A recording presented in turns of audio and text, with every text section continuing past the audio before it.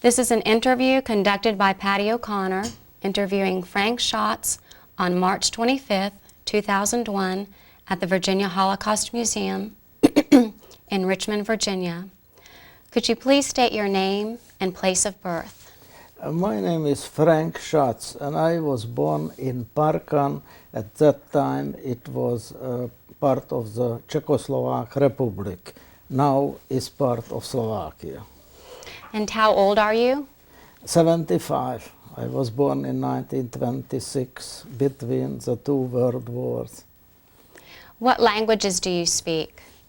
Quite a few.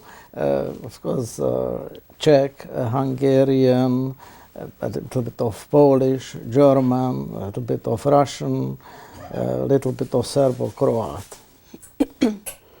Where were you living before the Holocaust began? In Parkan, now they changed the name to Šturovo, but between this territory where I was born, one has to know a little bit of geography.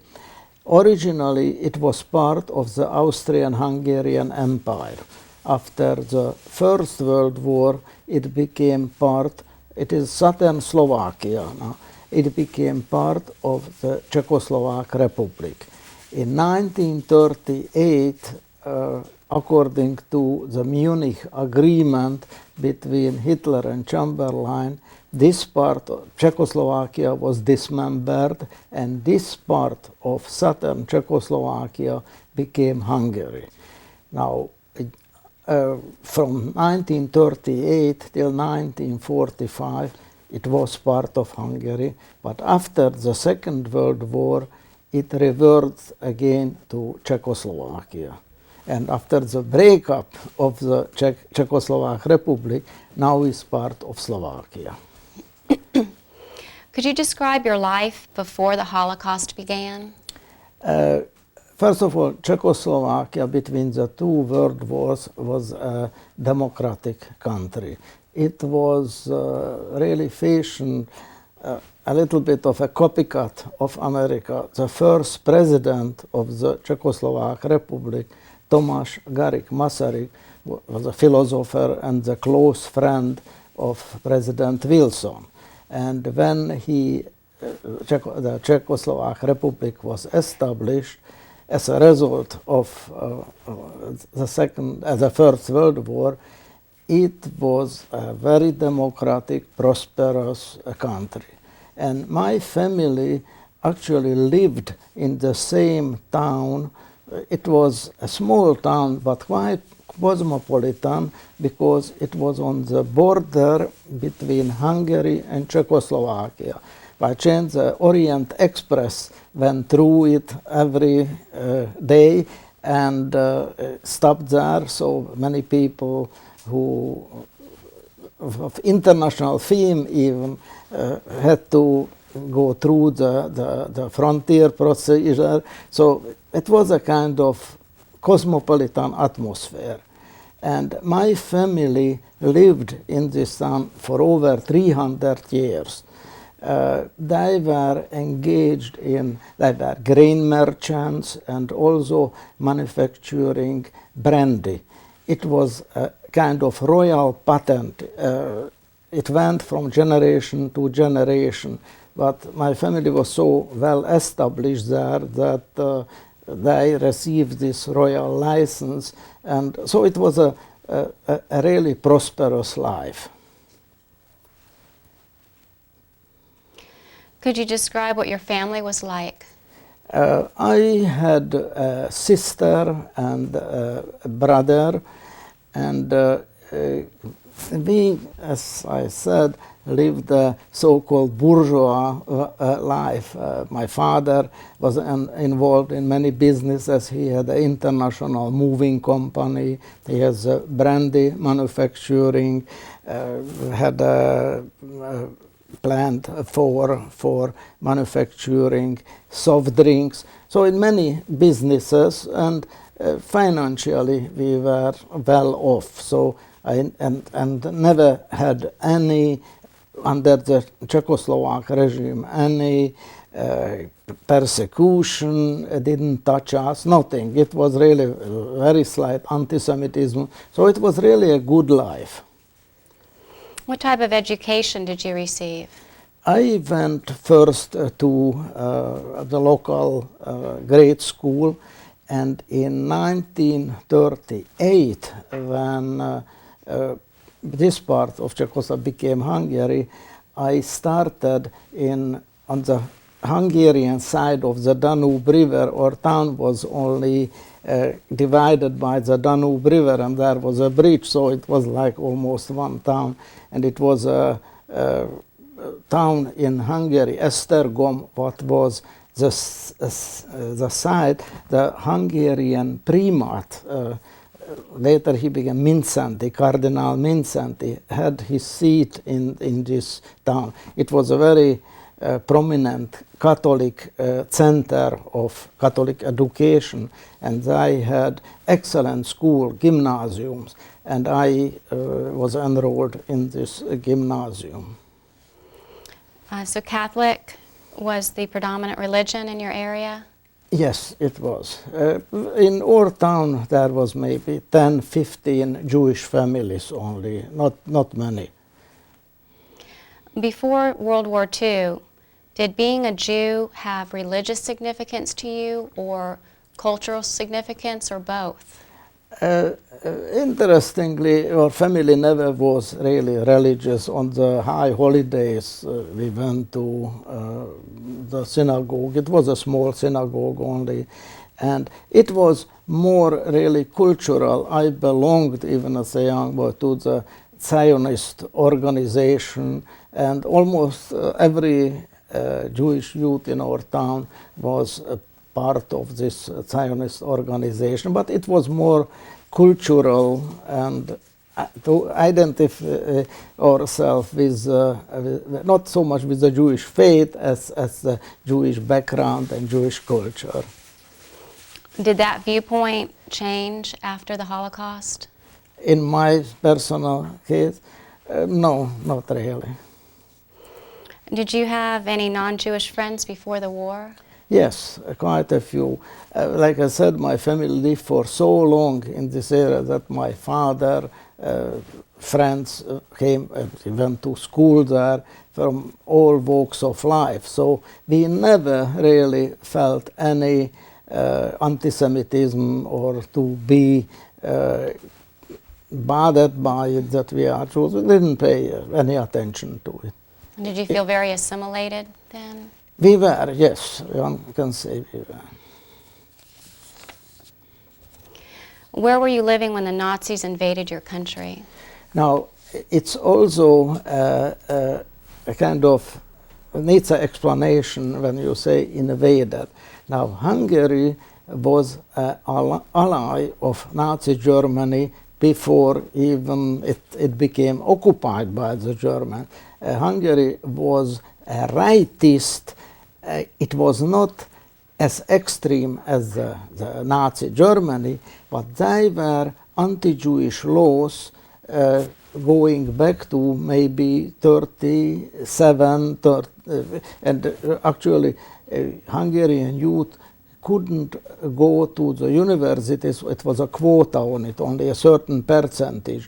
They couldn't be in government service, only a few of them, no matter how talented they were. So it was in Hungary. Now, we are talking about the time when my part of the Czechoslovakia became part of Hungary. Now, interestingly, all those anti-Jewish laws didn't apply to my family. And the reason was that my father used to be a so-called hero during the First World War. He was decorated and he was involved in Hungarian national causes. So when the Hungarians took over our part of Czechoslovakia, my father became a so-called honorary Aryan, that all the anti-Jewish laws didn't apply to us. I could go to any school I wanted to. My father still had his license to manufacture brandy. most or all of the Jews who lived in our town after became in a way persecuted, but not as extremely like in Germany. Nobody was deported or anything, but their economic life got harder and harder. But it didn't apply to our family. Until 1944, when the Germans came into Hungary, and it was really an occupation of Hungary. And how old were you at the time?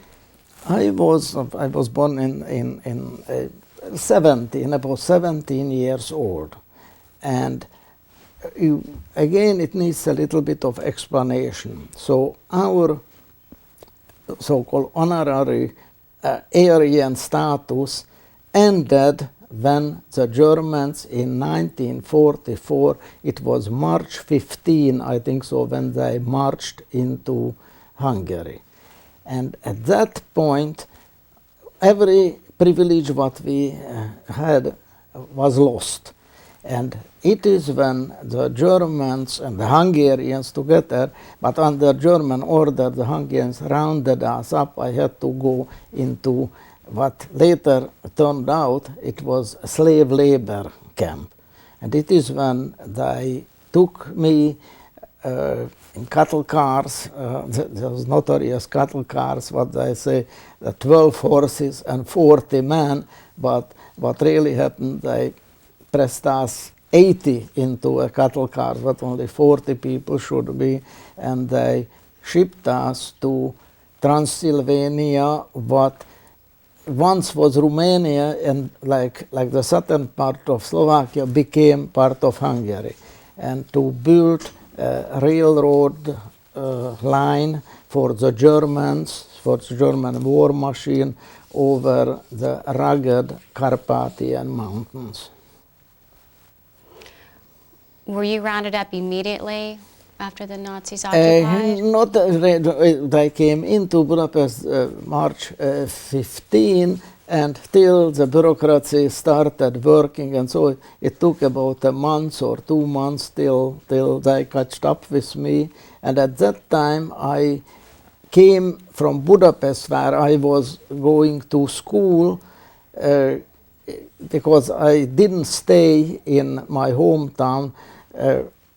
Just a few years after our part of the country became Hungary, I went to school, first to Debrecen, again to gymnasium, and after to Budapest.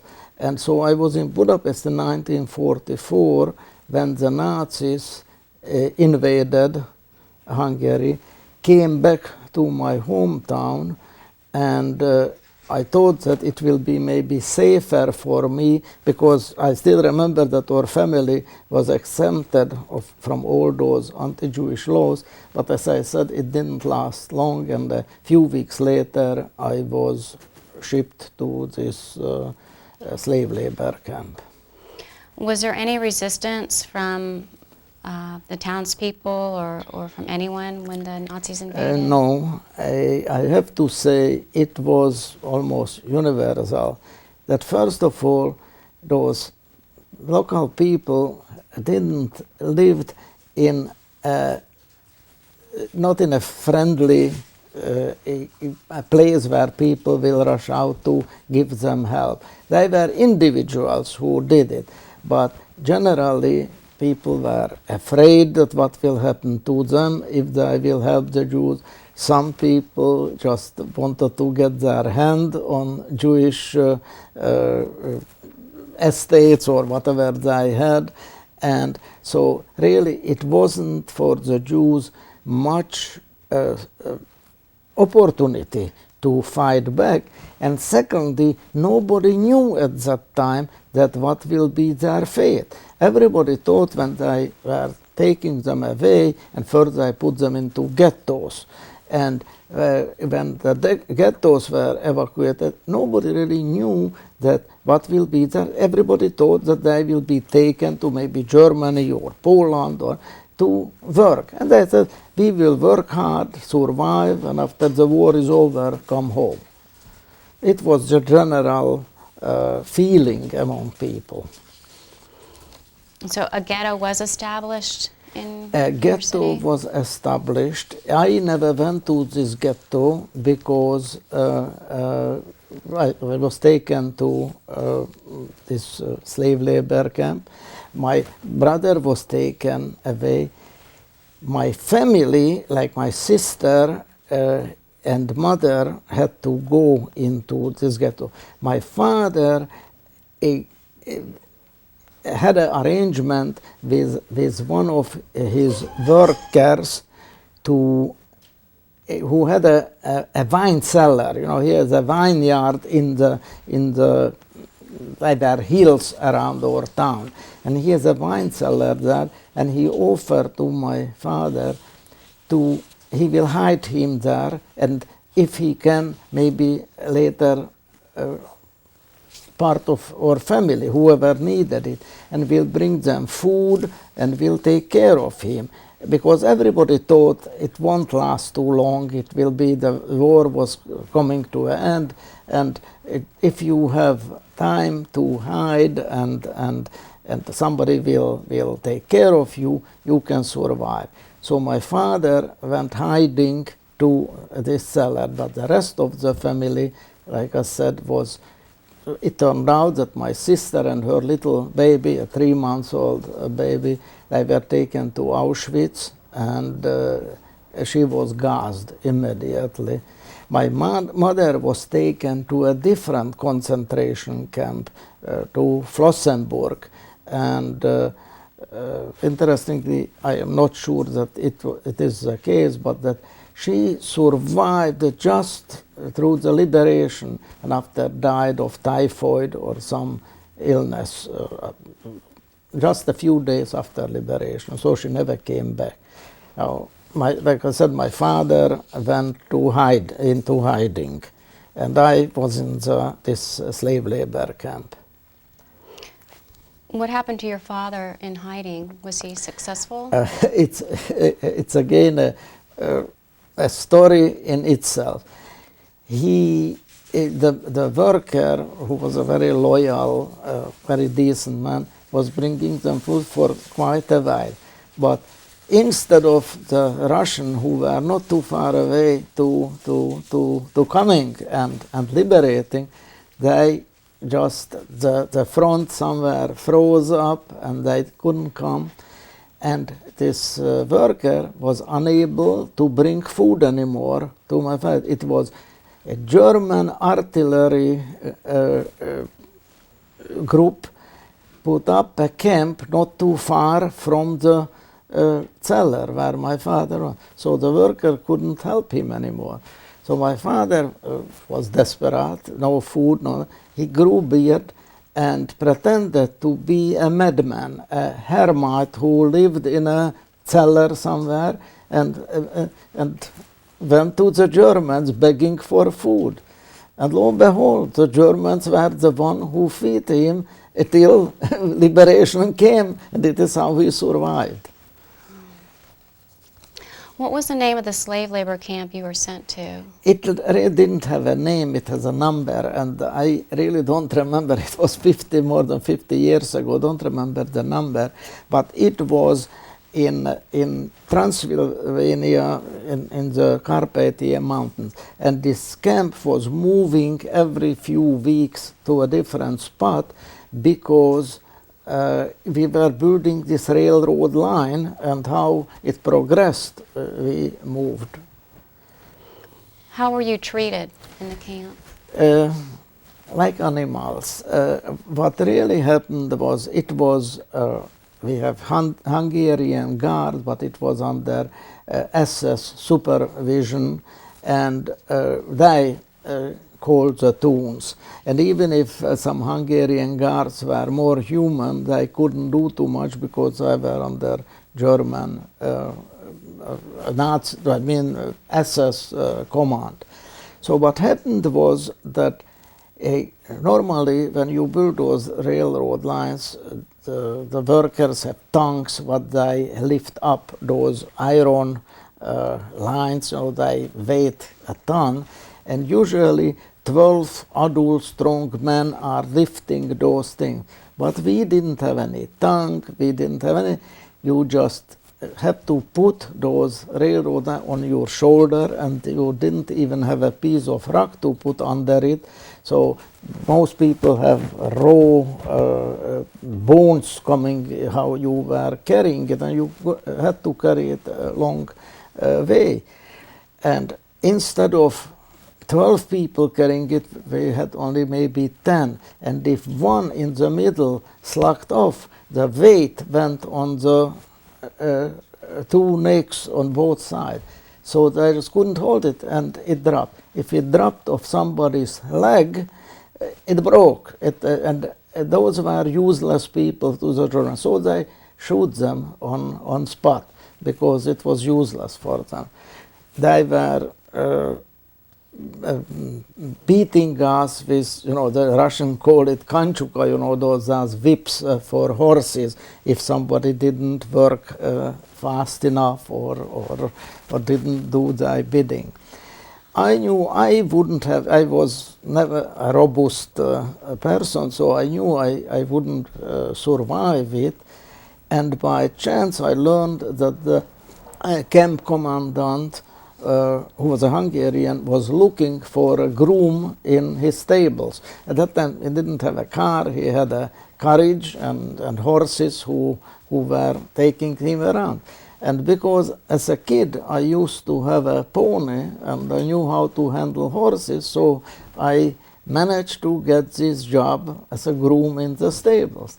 And it was a very privileged job. First of all, I didn't have to go out for work.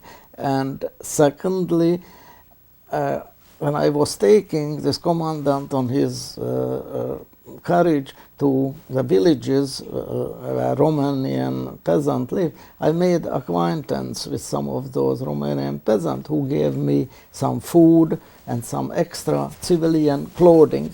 Just old rags, but it was much better than what we had. And so it helped me and my friends, because I always try to bring a little bit more food for them, to survive. And we stayed in this slave labor camp, moving from place to place, about 6 months. Did the guards know you were receiving food and clothing from the No, peasants? they would have, it would have been the end. It was all done very clandestinely. Everybody would have been in danger. The Romanian people who gave me the food, I took it, that I smuggled it in. But like I said, I had this privileged position, so I could do things. I just put it in the carriage somewhere, and I thought that it belonged to the commandant, so nobody ever asked questions. I remember one quite dramatic episode that I slept in the stable, so I didn't have to go into the barracks, and I was separated, so I never counted me in this group, because slave laborers had to line up every morning, every night, and standing there for hours before they counted them. So I never had to do it, and they never asked me to go and work outside. But one day was a terrible day. They were bringing in people injured, and it looked like that nobody will stay alive. And there was a Hungarian sergeant, a very cruel man, who was supervising, and with a whip in his hand, this work details. And when I saw that what is happening, and I was in the stable taking care of the horse, I just couldn't stand it anymore. It was an absolutely crazy idea, because it could have been the end of my life and career in the slave labor.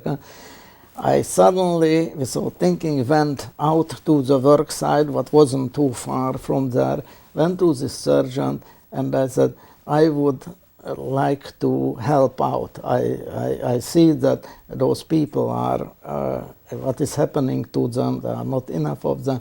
And he looked at me and said, are you crazy? You know what you are doing? And I said, maybe I am, but I just cannot stand there. So he said, okay, shall we go and work?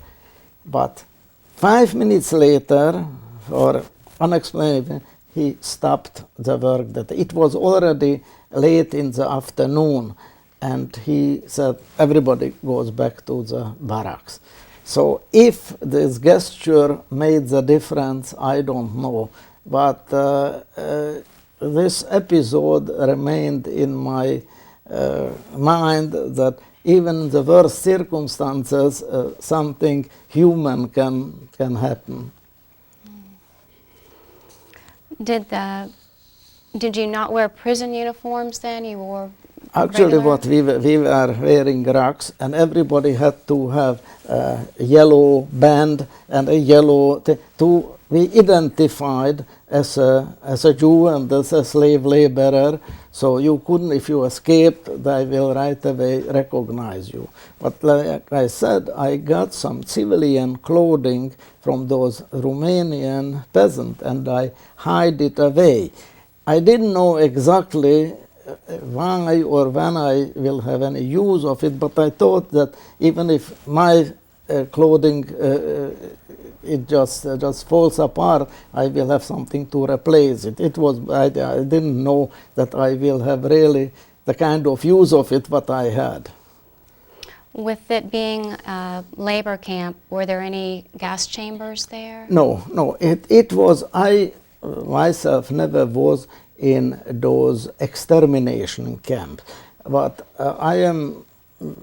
my experience was always with the slave labor camp. Not that it was a paradise, but you cannot compare it with those extermination camps where you really had no, you were dependent, you lived from minute to minute. Here you could say you lived from hour to hour. You had a certain leeway how to save yourself. If you work hard, if you were a little bit smart to make connections, you could change your fate to a certain degree. In an extermination camp, your choices were very limited.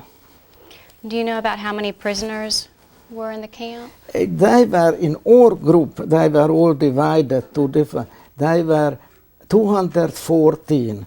And interestingly, that after the war, we made a kind of agreement that if we survive, we will all get together to a certain day and in a certain place in Budapest after the war. And from the 214, 6 of us survived. Now, it is possible that somebody survived and didn't come to this meeting, but nobody believed it because somebody would have sent the message or so. So it seems that from those 214, 6 of us survived, but not they didn't perish all in this labor camp. Later, when we were already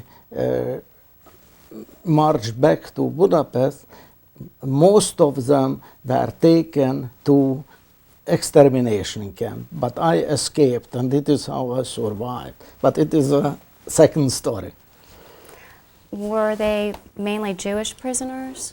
Only Jewish prisoners. Those were only Jewish prisoners, and like I said, our guards were mostly Hungarian.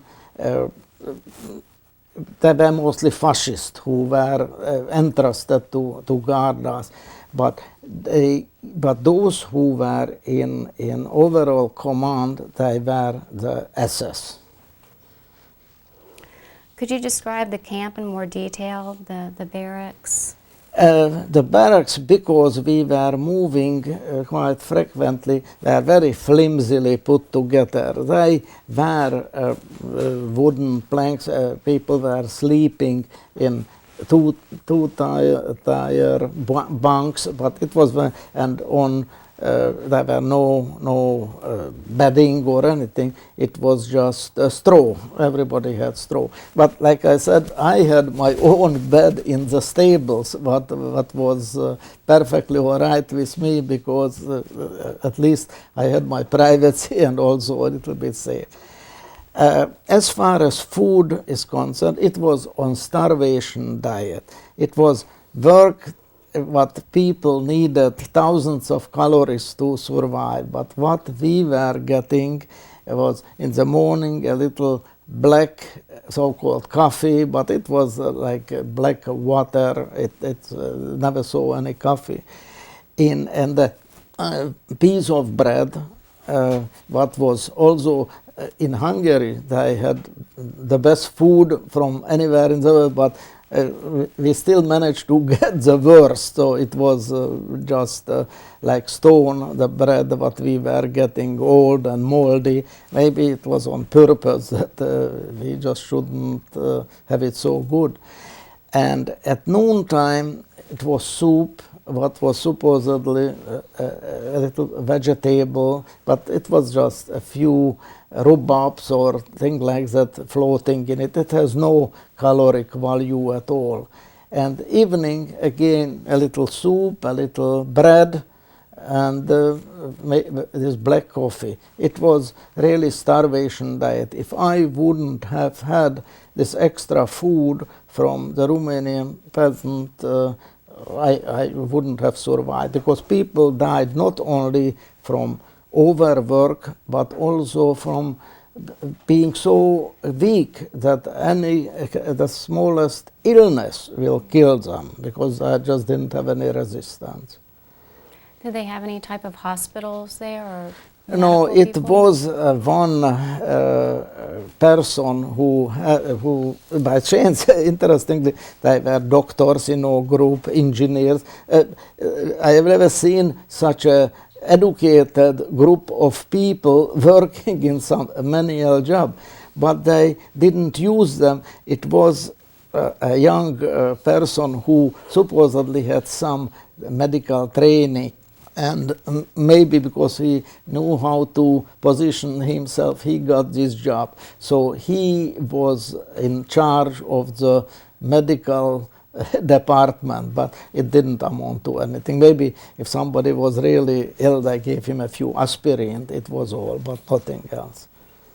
Since you were constantly moving, were you responsible for taking down the barracks and putting them back up as you moved? I wasn't, because my main responsibility was to take care of the horses. And always when we moved, actually many times it was just a tent what they put over the horses. The horses were taken much better care of than the people.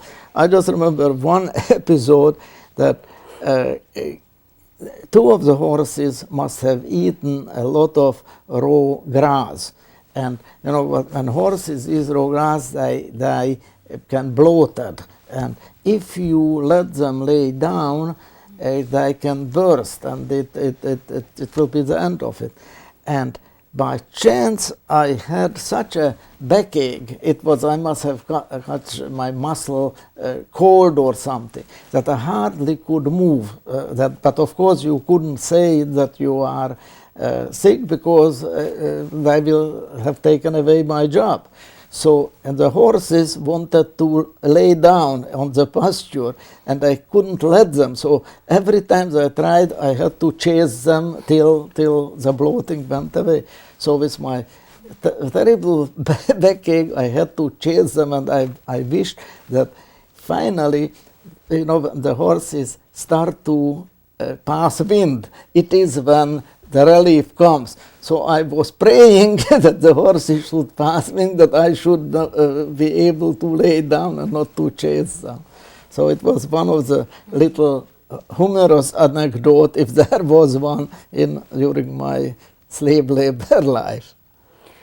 Was there any kind of entertainment, music played, or? Oh at the no, time? no! It was work from dawn to not dusk, but till it was really dark.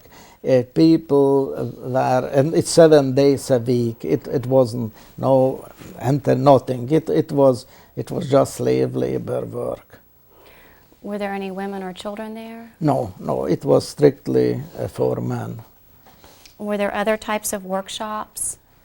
Nothing, no, it was, in a way, we were even lucky that we had the specialty of building railroad, because they needed us. If they wouldn't have needed, they would have shipped us all right away to an extermination camp. So what made the difference was the skill, because after so many months you develop a certain skill to build and repair railroads, because it is what happened when the Russians, the Red Army, was moving up through the Balkans, and they were approaching Romania and this part where we were.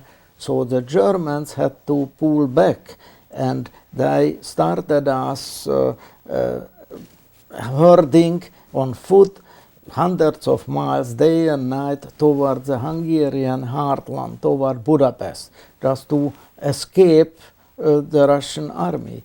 And we arrived in, so we have to leave. Part of the railroad line was built, but it didn't do any good anymore to the Germans. We had to abandon it and move toward Budapest. And interestingly, we arrived in Budapest the 15th of October. And the 15th of October, there was an attempt by the Hungarian government, what was rightist, fascist, but not extremely fascist, to get out of the war like Romania did, and ask for armistice with the Allies. The Germans got wind of it, and the 15th of October, when we arrived in Budapest, by chance we were at that time in the last few miles. They put us into, again, cattle cars, and they brought us to a railroad station, but it was not a regular railroad station. It was for where they handled coal and merchandise. So we were on a sideline, and we didn't know what will happen, when suddenly in the, maybe it was noontime or a little bit before noontime, the doors to those cattle cars opened up. They let us out. The Hungarian guards and the Germans all disappeared, and the local people and the railroad employees came to us and asked, "Do you want some food? Do you want hot water?" We didn't know what hit us because it was such a difference in behavior. It turned out that the Hungarian government was suing for armistice with the Allies. People learned about it, and they thought that the war is over, so they wanted to be nice to us. And so we right away went to the locomotive. You know, those locomotives have an awful lot of hot water in it because it goes on steam. And the railroad people opened up the faucet, they gave us hot water, we washed ourselves.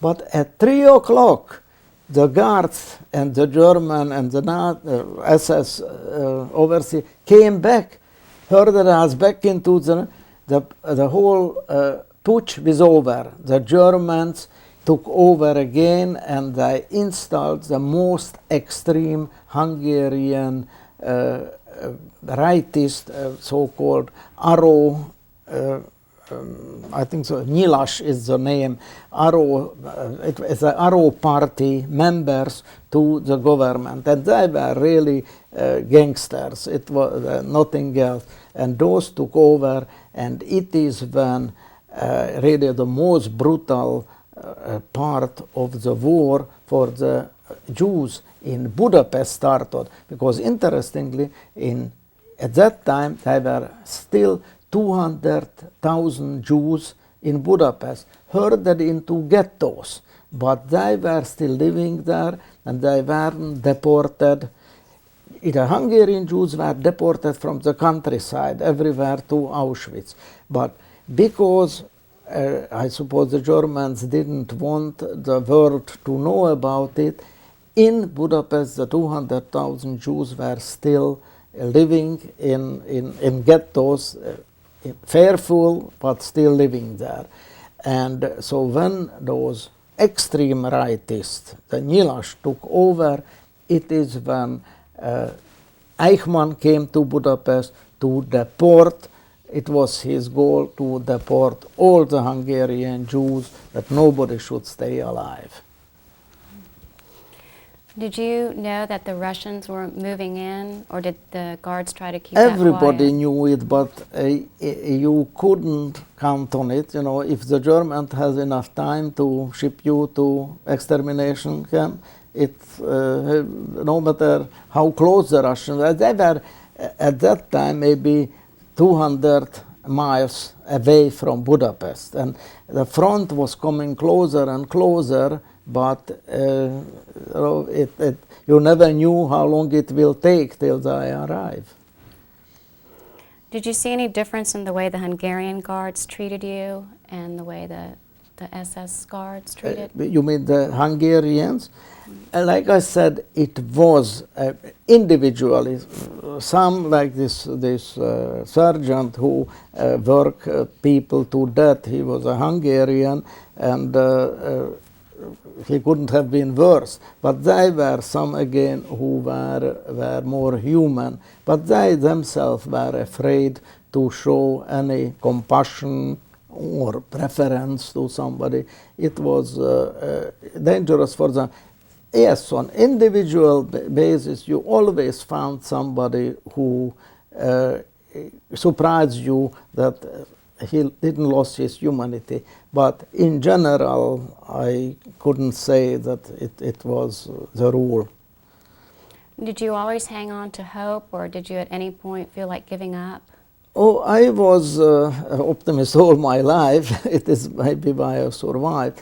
But there were times when one lost hope and said, is it worth to struggle on? Why not just to give in and let's whatever it have. But those things lasted, at least for me, only a very short time. I got out of it and did what was necessary.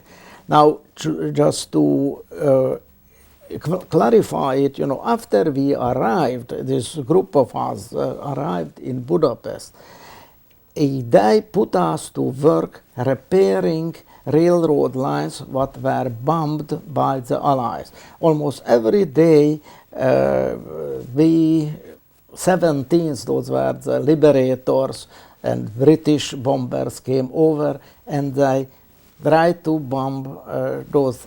And actually, it was a bridge, it was a railroad bridge, what was spanning the Danube River, but was the most important lifeline for the Germans, and it is where they also shipped all the Jews to Auschwitz, and they tried to bomb it 100 times, and they never hit it, always because they had to fly quite high, that they should be not brought down by the anti-aircraft fire. So our job, our group's job was, what the Allied bombers hit to repair it and put it back to work. And again, because we were so-called specialists in it, it is what saved us from being shipped to extermination camp. One day, and whenever the British when the American bombers arrived, there was alarm, and the guards were chasing us into the adjoining cornfields. At that time, nobody cut the corn, there wasn't enough people to do it, so the stalks were very high. And to hide there, not because they were afraid that we will be hit, but they didn't want to be killed, so they chased us into the cornfields, and we had to lay down and wait till the air raid was over, and after go back to work.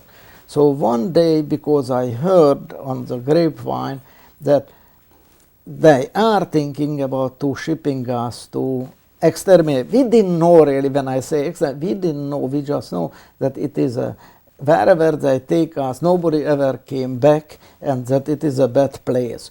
So my choice was to take the chances to let myself to be shipped or escape. So one day I already was wearing under my so-called prison garb those civilian clothing what the Romanian peasant gave me, and I decided to escape. So when the air raid was, instead of going back, I crawled out, waited till the group went back to work, and started to walk toward Budapest. It was where we were was the outskirts of Budapest. Walking back, I didn't have any ID papers, no money, no nothing. But what I had, first of all, I spoke Hungarian because I was from a part of Czechoslovakia, what was on the Hungarian border. So I had 2 or 3 mother languages, and I had also a little cap what the Hungarian fascist youth was wearing. I got it also from the Romanian peasant. It was like here, not the Marines, but the Navy used to have those caps. But those were specially made for those Hungarian fascist youth. And I put it on and walk toward Budapest. I have no idea where I will find shelter or food or whatever, but I really didn't have a choice, and I took my chances. It was very dangerous because at that time already this extreme fascist were roaming the street, taking identification, checking ID papers, and if you turned out to be a Jew or they didn't, they or shot you on the spot, or they took you to the headquarters, what was a huge building on the András utca, and the basement was turned into torture chambers and holding pens, because at night they took you down to the Danube River, lined up the people on the embankment, and just shoot that you were like in a shooting gallery.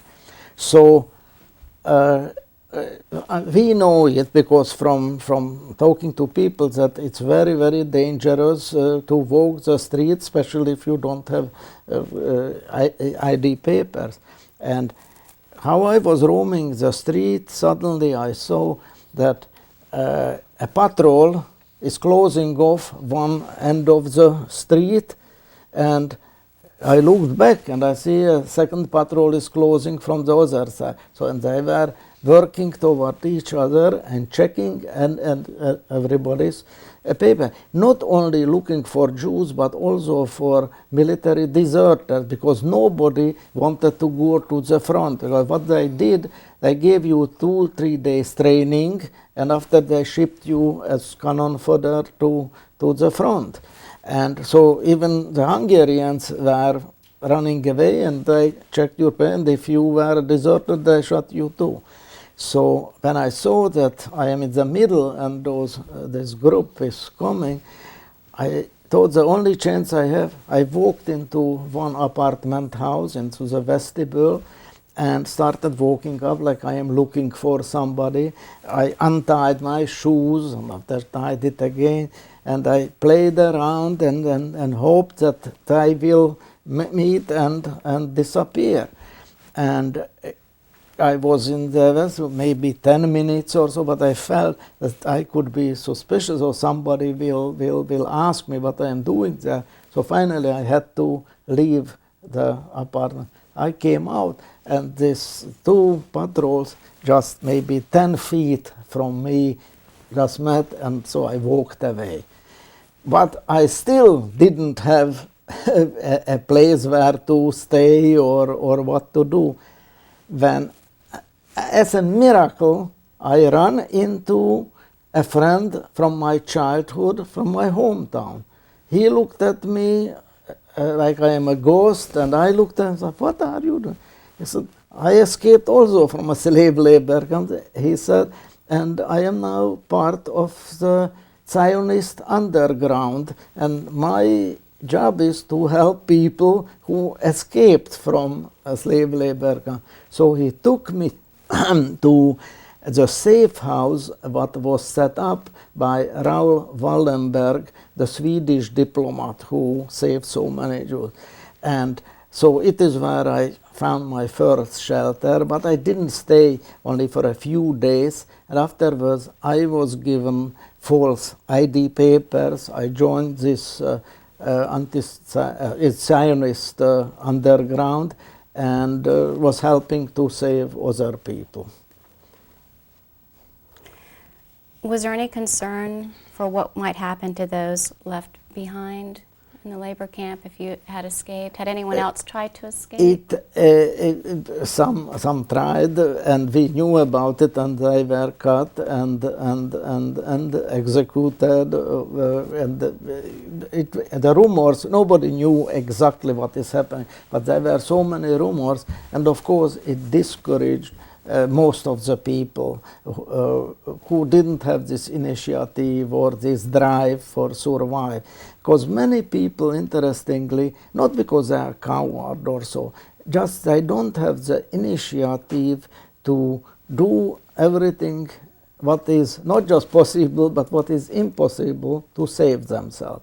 And so they became fatalist, and they say, what will happen, will happen. I did all I could, and that's it. I never had this frame of mind, and maybe it is why I managed to survive.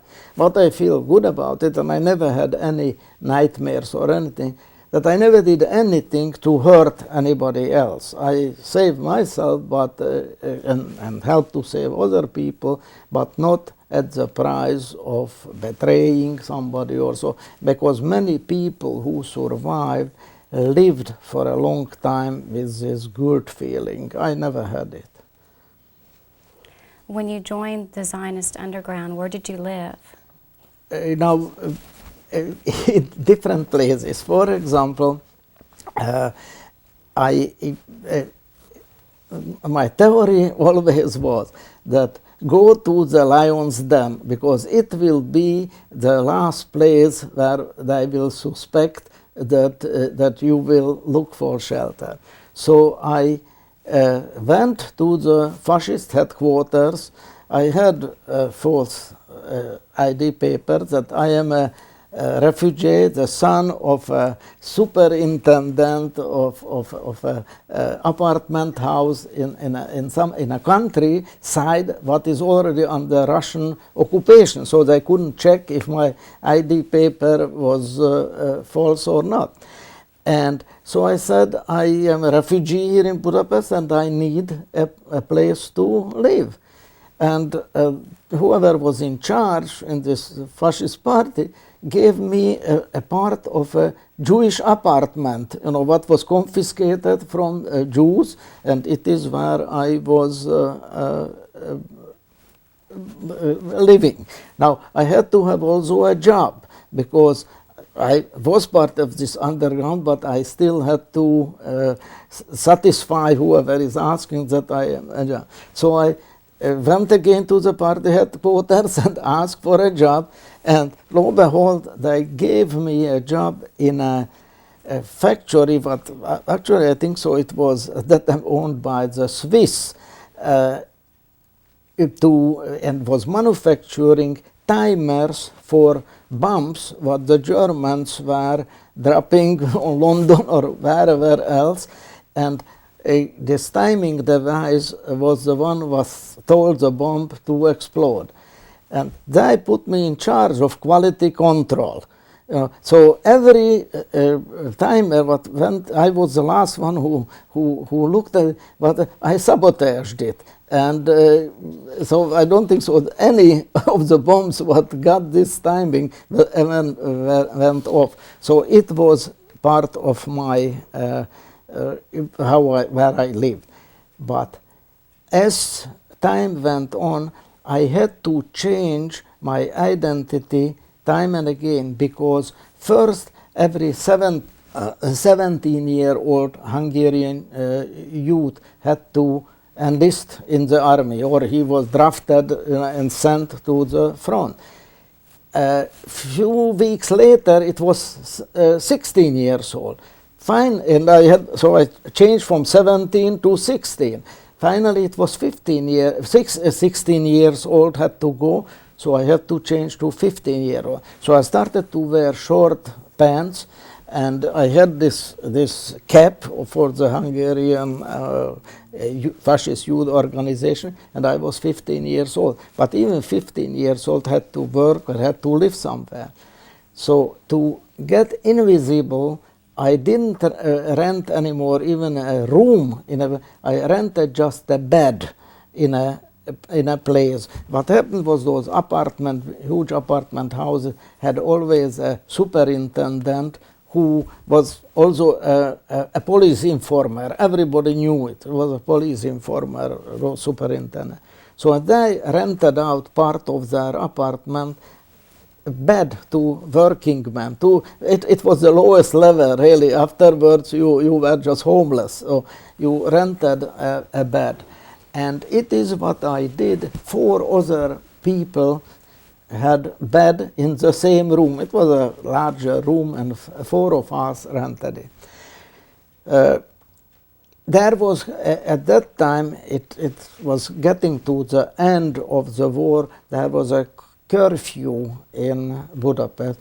After 6 o'clock, if you didn't have a valid reason that you were from the security or papers that you can be on the street, and you were not, they shot you, because I thought that the Russians are sending spies and whatever. So I made it a point always to be back at my bed at 5 o'clock, because during the day it was so much bombing that I couldn't even get to my work. So I stayed with a friend in the basement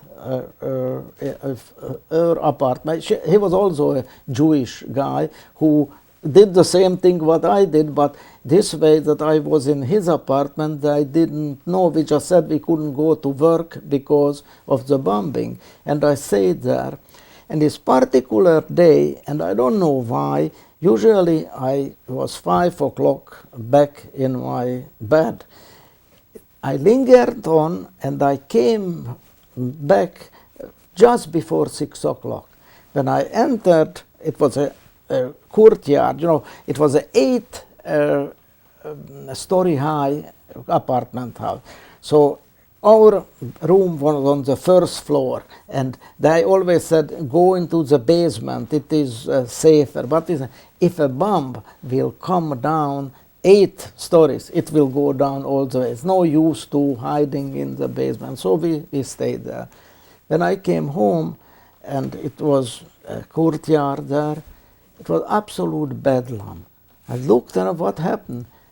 Russian aerial bomb, they developed some kind of new one, but came down straight, but in the last minute it turned in an angle. And this bomb hit the room where my bed was, killing the 4 people who were already at home. I have to say also that the son of the superintendent was a high-ranking fascist militant man. It is why I wanted to live there, because I thought that, again, nobody will think that a Jew will hide in the house and family of his arch enemy. He was blinded, but I was glad, and everything in shambles. So I had only paper, cardboard, whatever, it's a suitcase, and I had it, all what I owned was in it, and I had it under my bed. So I went into the room, what was dead people, everything, and the only thing what remained intact was my cardboard suitcase under the bed. So I pulled it out and went looking for renting a bed somewhere else. But it was very close already to the end of the war. Did you constantly feel in danger? Yes, it was really a life, not like I said, not from hour to hour, it's from minute to minute. Again, episode what may illustrate that under what circumstances we lived. My papers needed doctoring, or exchange, but it was harder to get new ID papers. So what we did, that with chemicals you could erase the old date because it was written in with ink. And people didn't use even typewriters on documents at that time. It was all written handwritten with ink. But to take out the ink from the paper, you had to have special chemicals what erased it, and after you waited till it dried, and you can put in a new date. And so I was told that there is a laboratory of a clinic, of a private sanatorium in a different part of Budapest, and there is a woman who is working in the laboratory. She is the head of it. She is our contact, and if we need to change those dates on the paper, we should go to her. She will erase it with chemicals, and we can write in the new one. So I went to see her. First of all, when you went to a place, you never knew that what I told you, is it a safe place or not? Would I betray you? But if you didn't have a choice, you take your chances. So I went to see her. She said, yes, I will do it. And she went into the laboratory and with my papers to erase it. And she did it, and after she gave it to me, and she said, now you will have to wait at least a half an hour before it dries, because if you write in right away, it will be a blurb. So you have to wait till it dries, and after you can write it in. And we were sitting there waiting, and suddenly again, it was an instinct or whatever, I said, I feel uneasy here. The people coming. It was a private sanatorium where patients were laying in bed and nurses going back and forth. Maybe 50, 60 people were there. When I said, I feel uneasy, I will go and later I will write it in. And I left. And I was maybe 100 feet away from the house when I suddenly hear screeching tires. Truck was stopping in front of this clinic, this sanatorium, full of those extreme fascist militias with automatic weapons. They all jumped out, and they were led by a monk. He was a Dominican monk in a brown what they call it, a suit, this monk suit, and they rushed into this sanatorium. I didn't know what is going on, but I knew that I am glad I am not there, and just walked away. So next day we found, because all the newspapers were full of it, saying that the sanatorium was a hiding place for Jews, that everybody, the doctors, the patients, they were all Jews, and even the nurses, they had a few non-Jews service people, and maybe one of them was who or for sure betrayed it. And those fascist militia came there and they massacred everybody except those few service people. And this priest, who was really a priest, but one of the very few, an extreme one who led them, was very proud of his achievement. And so it was one where really a hairline was what saved me from being massacred too. Did you participate in any other kinds of sabotage? Were you given specific duties in the underground? What we did, I really never needed to shoot at anybody or so, but save people. It was our main thing, main purpose, to get them, even if they were already in transport, they transport to extermination camp, because it is what Wallenberg did. He walked up there with Swedish passport and said to the Germans that those are Swedish citizens, and if you take them, you will be responsible, and save them. And because I was also a part of this group operating under the International Red Cross, my immediate boss was Dr. Kastner. He was the head of the Jewish Rescue Committee, who had direct dealing with Eichmann. And I don't know if you are aware of it, he saved 3,000 Hungarian Jews who, instead of going to the extermination camp to Auschwitz, went to Switzerland and were saved. And he paid Eichmann, actually not to him personally, but to the SS and to the Gestapo, $1 million in gold. And I helped to carry the suitcase what had part of this gold in it to Eichmann. And it was part of a larger scheme what Eichmann and Himmler thought out, how to drive a wedge between the Russian and the Western allies, and it is why they were willing to engage in this operation to send those 3,000 Jews to Switzerland. So in this respect, I was part of this underground to fighting the Nazis, but like I said, it wasn't that I had to carry a weapon and shoot somebody. Did you know what you were carrying in the suitcase? Yes, of course. It was all, we knew what is going on, and it was, I really wasn't in such a danger, because if the Germans knew exactly who Dr. Kastner was, and they must have known that who was helping him. But actually, tell you the truth, I didn't look, I looked like a Hungarian kid, so I could get away with it, not looking Jewish, and especially if I had my false ID papers. So it was a game played by both sides where they knew what is going on, but you needed each other, and it is why it works. It is why when you know this Kastner, it is a separate story.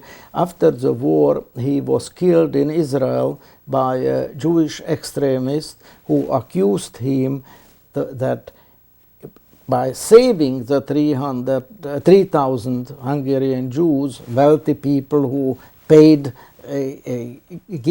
put the money into this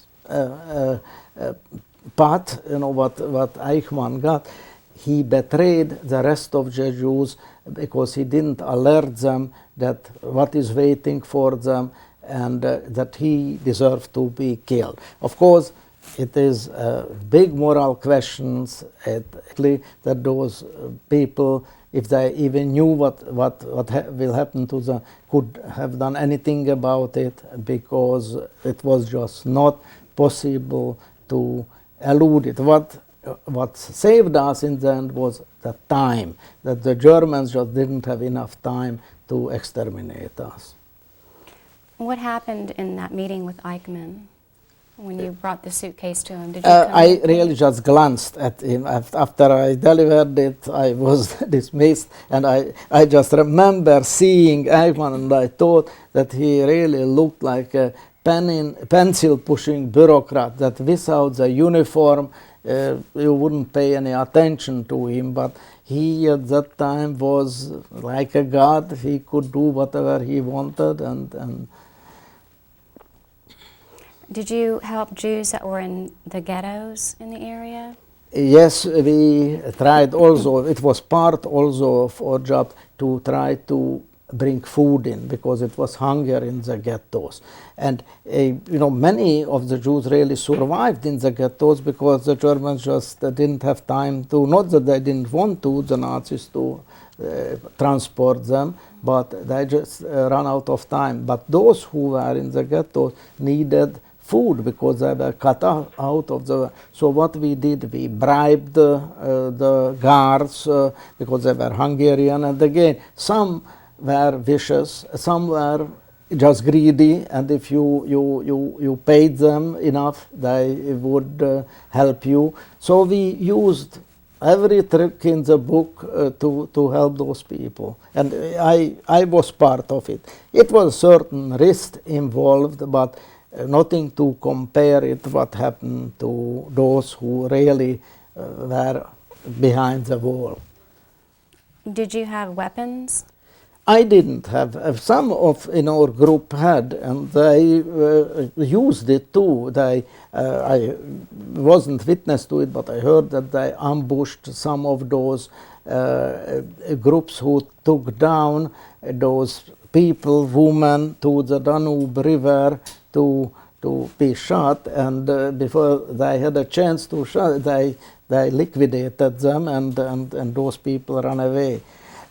Here is again an episode what will put some light on it, to your question. There was a girl in our group, her name was Vera, and she was very effective in helping other people, and also a Jewish girl from Hungary. And one day, somehow her ID papers didn't stand up to scrutiny, and she was taken into the headquarters of the fascist party, hold in this holding pen in the basement, and at night taken with 20 other women to the Danube River to be shot.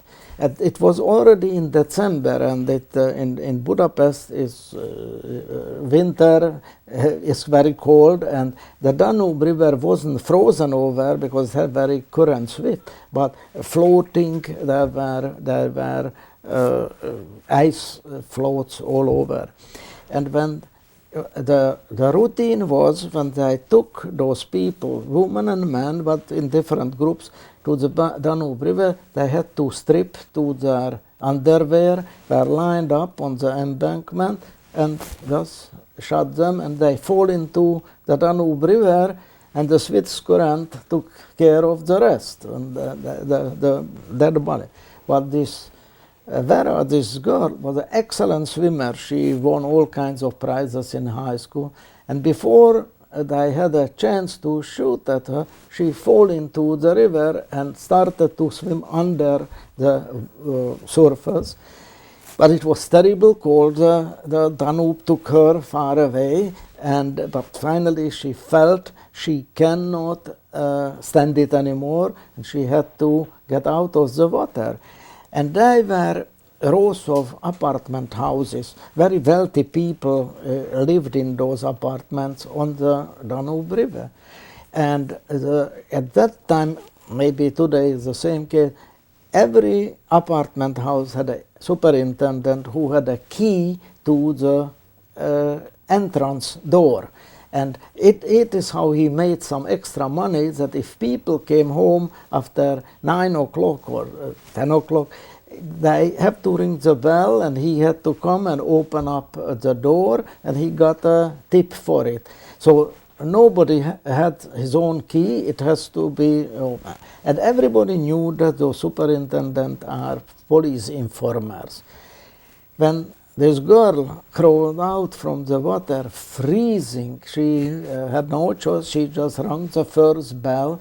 The superintendent came to saw her, and she blurred out what happened to her, and he said, "My life is in your hand. If you help me and save me, you will be richly rewarded. If not, it's on your conscience."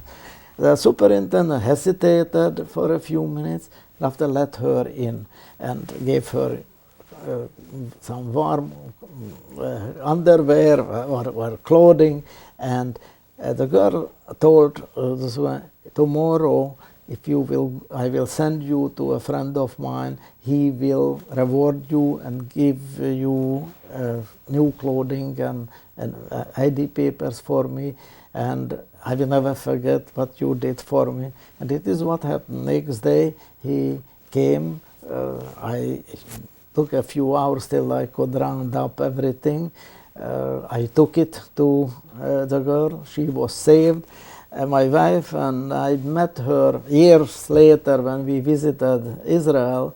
She was a mother, got married, had a beautiful son, so she survived.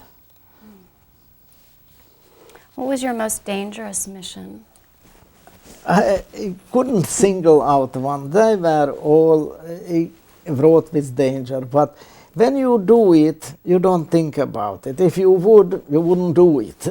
You just maybe wouldn't have the courage. So what you do is just take your chances, live, and it has to have, I suppose, a certain madness to it, because if you will be logical and so, you wouldn't do it because your chances are so slim. But if you, like with everything in life, if you take your chance, if you don't take chances, you cannot go wrong and cannot win. If you take chances, maybe you win, and it is what happened to me. Why did you work with the underground? First of all, I really didn't have choice. It was they helped me to survive, and I had to help them. But besides, it was something what I felt urgently that I had to do. It's not enough, you know. If you just think of yourself and save yourself, it takes away something from your quality of life. It is maybe human, it is what is different, but maybe in the animal kingdom it's the same thing, that people were from the same species, they will sacrifice each other, sacrifice one for somebody else. How did you get information when you needed to have papers changed, identity papers changed? It was a fantastic network. We didn't have internet. We couldn't use even the phone because the phone didn't work. But it was an informal network and it worked very well. Now, interestingly, one of the places where we used to met and plot or next move was a very, very famous restaurant in Budapest, Gundel. It was a very elegant restaurant, and the highest ranking Nazis and Hungarian, it was an expensive restaurant, used to go there because the food was wonderful, and even in the worst of times when but in Hungary it really never was a lack of food. You know, it's an agricultural country, and of course this restaurant what was serving those high-ranking Nazi and Hungarian militia officer got priority in everything. So it is why where this group of us who worked under the aegis of the International Red Cross, we had a quasi diplomatic status. Now the Germans knew that it is flimsy and fake. Some of the people who worked for us were Swiss or were foreigners who really had all the right papers, but most of us didn't. But we had those papers. And so we again felt that nobody will suspect that plotting against the Nazis, you will do it under their nose. They were sitting a few tables away from you. And really, I don't ever remember having a raid there to check your ID papers. It was the safest place to plot against them because they were around us. So it is where we exchange informations. It was a very unreal world. You know, if you write a book and a fiction, people will say it's unbelievable, but it happened in reality. Did any of your plans ever backfire? Yes, it happened often that you wanted to save somebody, and or you were too late, or circumstances changed, and it was a terrible blow. You always felt if I would have done something differently, I could have helped or saved somebody, but you could never dwell on it too long because a new problem came up, and but yes, you lived with it all the time when you just couldn't help, because the stakes were so big. It was not that you will lose money on the stock market, it was that you will, or whoever you wanted to help will lose his life, and it will be the end. Did any of the local non-Jewish population help with the underground work? Again, individuals, not in I couldn't say that in general terms. We often said that, thanks God, they are taking bribes because you could pay off many people. Luckily, we had the money. It came in from Switzerland in diplomatic pouches from all over. So it was we had money to and hard currency to bribe people around us, and they were willing to take the money, and once they took it, they they felt obliged to do it, but they were afraid that they will get into trouble if they don't do it, that we will denounce them or something. So it was, once you had somebody paid off, you had a chance that they will do your bidding. I have a little more time.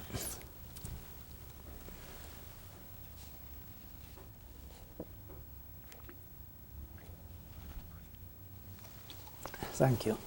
Did any of them end up betraying you or anyone in your underground work?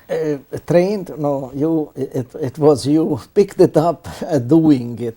You know, there were no training sessions or nothing of this sort. It was all ad hoc, and it worked or it didn't work. It just wasn't time and opportunity.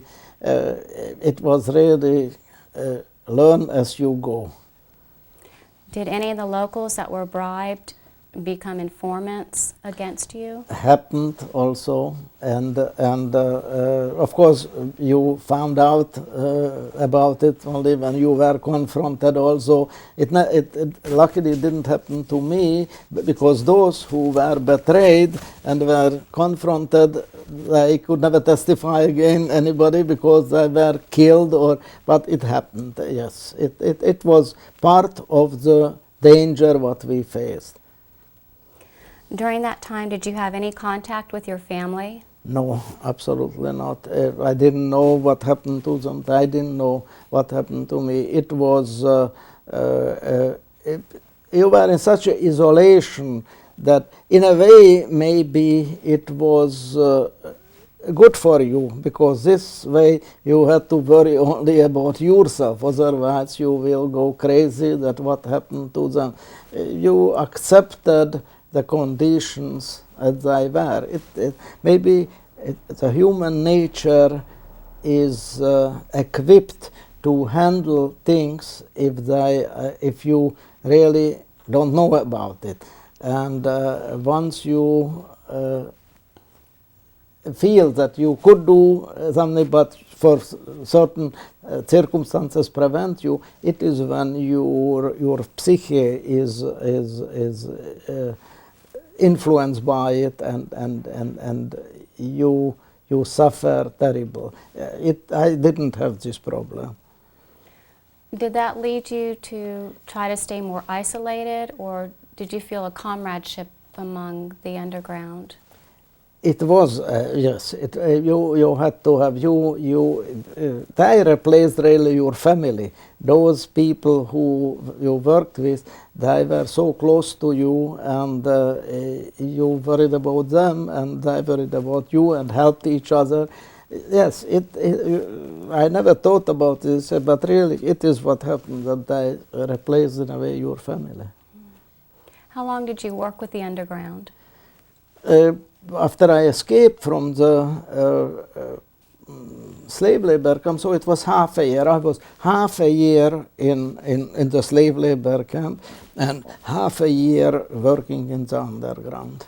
Did you receive any medals or awards for working with them? Not at that time. Nobody was giving medals, but since then, I have to say, just recently, the Virginia House of Delegates gave me this commendation for what I did during the war, and for William and Mary later. So I am not looking for any. My reward is that I am alive and that I can pay back at least a small part of the good fortune what happened to me. Which army liberated Hungary? When was Hungary liberated? Now, it was in 1945 the liberation, which part of Hungary? Some part of Hungary were liberated already in 1944 in the summer and fall. Budapest was liberated, I think it was January, it was about January 1945. But the fighting still went on, and after liberation I became a translator for the Russian High Command in Budapest. What happened in Budapest as the Soviet troops were approaching? It was it's strange. Most people knew that the Russians are coming and they are close by and liberation is not too far off. But it was people were living under such a terror that nobody dared even to talk about it. I mean, the Hungarian population, that the Russians are there. They say the miracle weapons Hitler already has his miracle weapons, and they will turn around the whole war, and talking foolishly. But it was mostly not because they believed it, but it was mostly because they lived under such a terror. Did any of your other family members survive besides your father? My father survived, and my half-brother, and my father died after the war, and my brother, I don't know what happened to him. He was older, sick and everything, and I lost contact with him. Did you go back to your home? I went back after the war, yes, from Budapest, but it was only in May, because this part of Hungary, what became Czechoslovakia right after the war, was liberated only in April or so, and I, after this territory was liberated, I went back. But my family, or house or the factory, it was all demolished, stolen, whatever we had. So my father was the first one who returned, and interestingly, some people who stole the furniture brought back some of it, saying that we saved it for you, we took it only because we wanted to save it for you. So but it was just a small portion of it. So I stayed for a while, and after I moved to Prague, where I resumed my studies and became a foreign correspondent in Prague. What was life like after the Russians took over? First, everybody was elated because it meant that we were liberated from the Nazis. But people soon realized that communism is just the other side of the coin, and that people lived under oppression of the communists. You weren't killed because you were a Jew, but you could get killed because they didn't trust you that you were anti-communist. So it was a little bit like from the frying pan to jumping into the fire. I stayed in Prague again, and I had a privileged position because I was a foreign correspondent, so I could travel. I had a passport, and I didn't really suffer too much at the beginning because of the communists, but when Czechoslovakia was taken over by the communists in 1948, it became really again very dangerous life. I met my wife, and I always say it was the best thing whatever happened to me, and we got married, and I could have gotten out of the country because I had a passport, but they wouldn't let her to go, and of course I refused to go alone. So I became involved again helping people escape from communism. So I became part of the anti-communist underground in Prague. Finally, it got so dangerous to me. I was interrogated by the secret police, one taken into custody, but I took myself out. I never found any incriminating evidence, so they let me go. But I was told by them, it's time for you to go, and they helped me to get out. We escaped from Czechoslovakia, lived in many parts of the world, and finally we came to United States. Did you live in many parts of the world as part of your escape, or did you choose to live? Once you left the communist orbit, you were free. So I lived, I was selling parts of the story what I brought out from Czechoslovakia. I was writing articles over. I should have sit down and wrote a book about it, but I just didn't have the chance. It is why we established, after we settled in United States, a kind of endowment for writers who get out from countries that are under dictatorship, that they should have a chance to sit down and write the book what is in them. Of my experience that I couldn't do it. So we lived in Stockholm, in Zurich, in London, Paris, and finally we came to United States in 1958. How did you feel when you first arrived in America?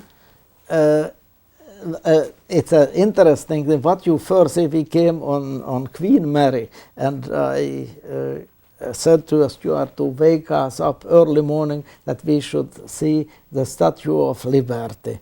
And it was really a wonderful, wonderful sight. And after the next thing what we saw, those thousands and thousands of cars going to work one way. You saw the red light from the back of the, and I have never seen so many cars in my life. So it was a impression of what America is in a so-called technological side. But when we arrived in New York, somebody from the family, my aunt, daughter who lived in New York, was supposed to wait for us. But she just gave birth to a baby, so she couldn't be there, and she asked one of the immigrant organizations, the representatives, that she should put us into a taxi and tell the taxi driver to take us to Queens, and he will be paid and everything. So it happened that the taxi driver was also an immigrant from Italy. And he said, when she learned that who we are, he said, I am not taking you right away to Queens. First I want to show you the Rockefeller Center, Macy, all those sites, and I won't charge a penny for it. It is all on me. And so when I say that people are not friendly, it's not true. We had a wonderful experience. Why did you choose to come to America? Under normal circumstances, if the communists wouldn't have taken over Czechoslovakia, I don't think so I would have come for a visit, but to immigrate, no, I was a foreign correspondent, I had a very good, interesting job, so it wasn't reason. But because of communism, we had to escape. And after having lived in so many countries, and I knew a lot, I read a lot about America, that it is really the freest country, and it's a country what gives you opportunity. It really doesn't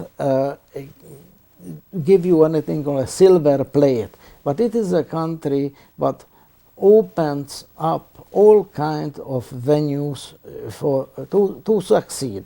If you have the ability, the drive, and the talent, the sky is the limit. And it is what makes America so special. The freedom to live as a free man and also to succeed. How did you adjust to the change in the language and the culture? Really, I have to say we didn't have too much problem. My wife, again, a story from New York.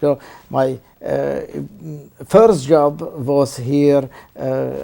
I became aircraft instrument technician because I learned it once in the Air Force in the old country how to do it. So I had this, and my wife became a jewelry designer. But when she went looking for her first job, her English was even poorer than mine, and so my cousin put a piece of paper with the address where she was going to look for work and also the address where she had to return, and went on the subway, and she showed the piece of paper to somebody on the subway, and he said, I will show it to her. But turned out this gentleman didn't go all the way. So before he stepped out from the subway, he said to somebody else, now this lady is going here, and take her, show her, and she went from hand to hand. So never had any problem without language to getting to her job and coming back. So it was also something special about New York. What job did you take? So first I had this job for this aircraft instrument, but I was a newspaperman, and soon a job opening, I heard about it, in Cleveland, Ohio, to be a foreign news editor for the Hungarian daily. And so I took this job, I stayed there, but we weren't so crazy living in a big city like Cleveland, and soon we moved to the Adirondacks, Lake Placid, New York. It's a resort town. But there you couldn't make a living as a Hungarian journalist, so we opened a leather goods store, and but I was still writing all the time and kept studying and did well. And finally, on a visit to Williamsburg, we liked it here, so we made a second home here, and so we live now in both places.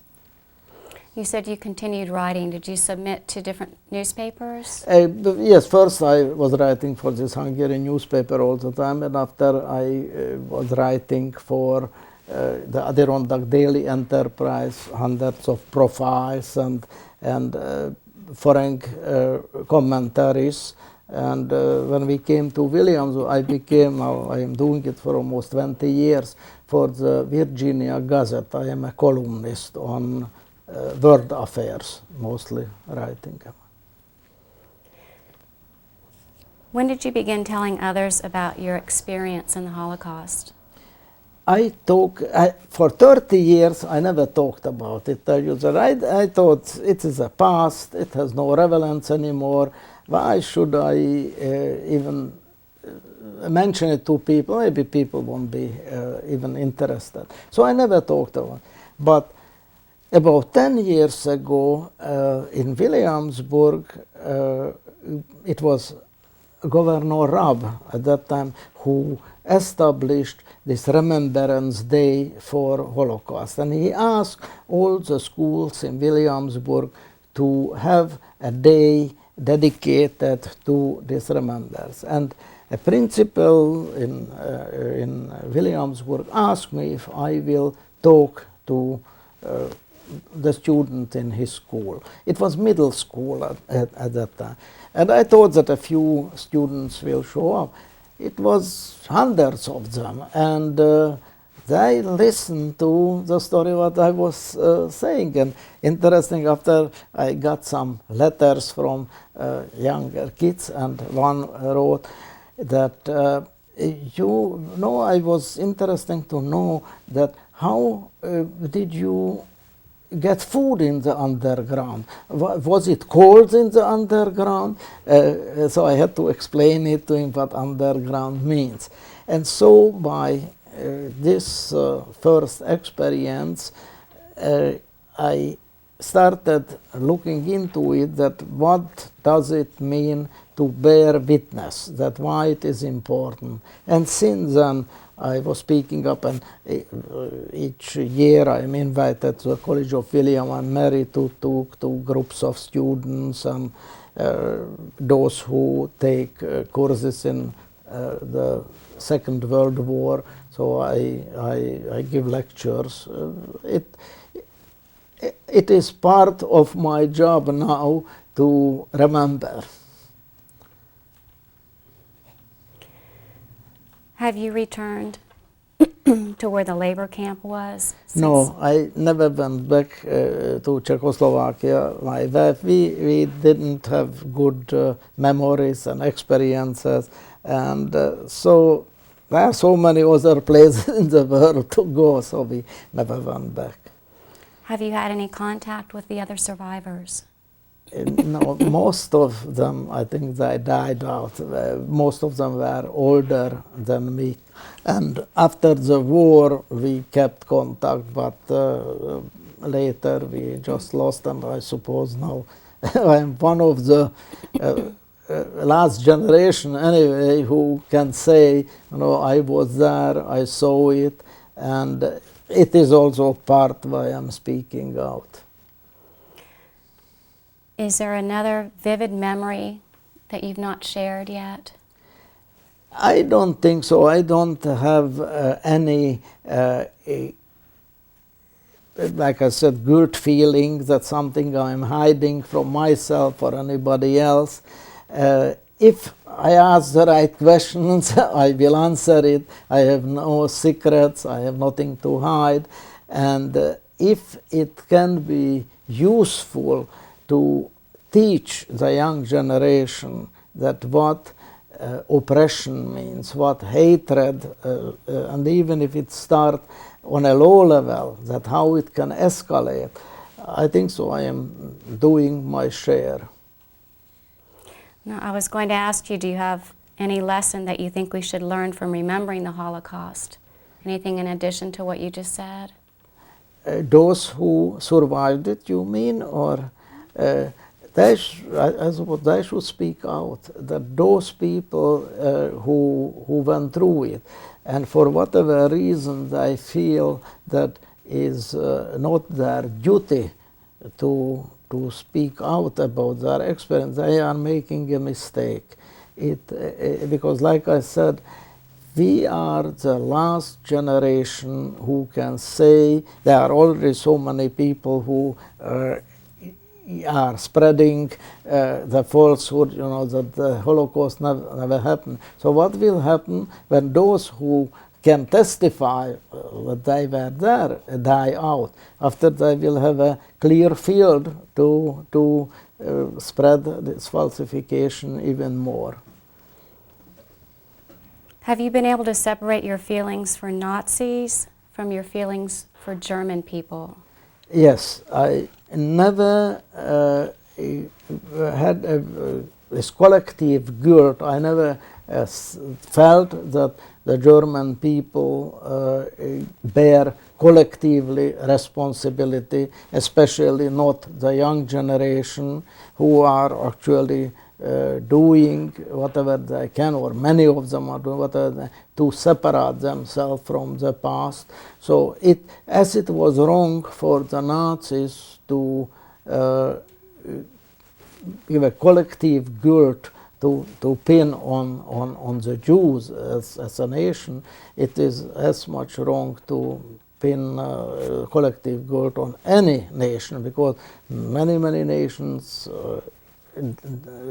committed terrible crimes, but it doesn't mean that all of the people did it. No, collective guilt has no place in a democratic society or in a human relationship. How did the Holocaust change your life? Drastically, because if it wouldn't have happened, my whole life would have been absolutely different. It's like a normal American family, who has problems maybe in school or health problems, but not the question of survival because somebody wants to kill you. Do you see any dangers in America or other parts of the world today?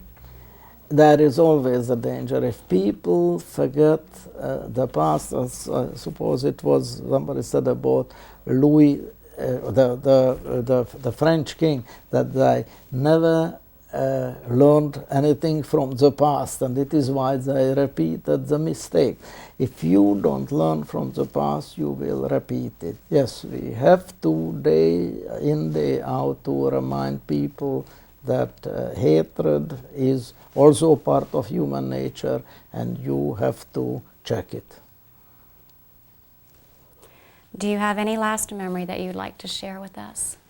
I feel only that this country, America, is a wonderful country. It has a tradition of freedom, of democracy, and it is like a beacon to the rest of the world.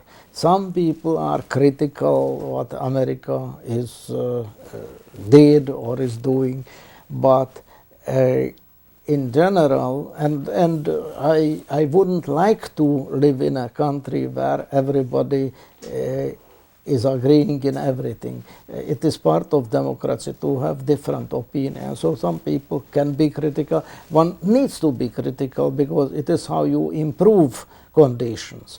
But all in all, and we have lived in so many places in the world and went through so many things, I think that America is still the big